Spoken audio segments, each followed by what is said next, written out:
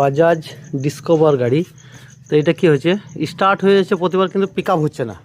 আমি দেখাচ্ছি আপনাদেরকে স্টার্ট করে কি প্রবলেম হচ্ছে। এই চাবি দিলাম, স্টার্ট হয়ে গেছে, লাইটটাও দিক করছে, এই লাইটও দিক করছে আর পিক আপ হচ্ছে না, পিক আপ হচ্ছে না, ফুল এক্সেলটা ধরে আছে, পিক আপ হচ্ছে না। তো কী প্রবলেম হয়েছে সেটাই দেখবো খুলে আমি আগে। তো গাড়ির ব্যাটারির কানেকশানগুলো আগে চেক করি, তারপর দেখি। তো ব্যাটারি চার্জিং চেক করছি, ব্যাটারি চার্জিং একদম ঠিক আছে, তারপরেও সেলফ স্টার্ট হচ্ছে না, হর্নও বাজছে না। তো ফিউজগুলো চেক করে কিছু প্রবলেম হয়ে থাকতে পারে।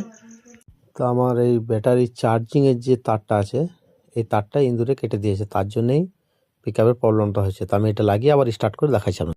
এই চাবি অন করলাম, এবার স্টার্ট করছি। এখন আবার সেলফ স্টার্ট হয়েছে, ব্যাটারি কানেকশানটা ঠিক করে দিয়েছি, পিক আপ একদম ঠিক হচ্ছে, আর কোনো অসুবিধা নেই, ঠিক পিক আপ।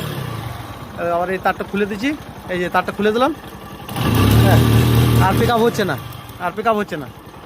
এই তারটা লাগিয়ে দিলেই ঠিক। তো এর ব্যাটারির এই যে তারটা কেটে গিয়েছিলো, তার জন্যই প্রবলেমটা হয়েছিল। এখন লাগিয়ে দিয়েছি, আর কোনো প্রবলেম নাই, এটা ঠিক মতো লাগে না এখনও।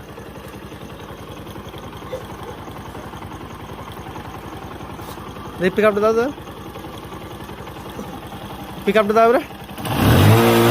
একদম ঠিক আছে, কোনো অসুবিধা নেই, শুধু তারটা কেটে গিয়েছিলো এখানে, ব্যাটারি পজিটিভ তারটা, এই যে এখানে যে চার্জিংয়ের সিস্টেমটা, চার্জিংয়ের তারটা কেটে গিয়েছিলো, তার জন্য এই প্রবলেমটা হয়েছিল। Thank you.